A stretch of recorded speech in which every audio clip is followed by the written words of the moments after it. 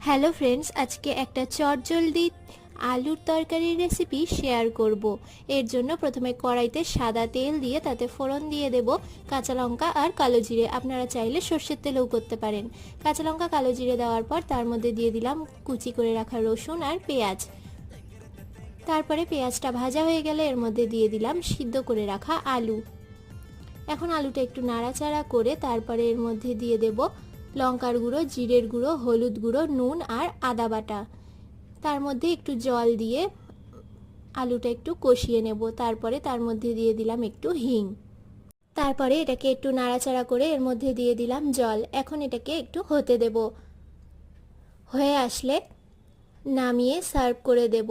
আমি এখানে আলুর পরোটার সাথে এই তরকারিটা সার্ভ করেছি। আলুর পরোটার রেসিপিটা নেক্সট ভিডিওতে আমি শেয়ার করব।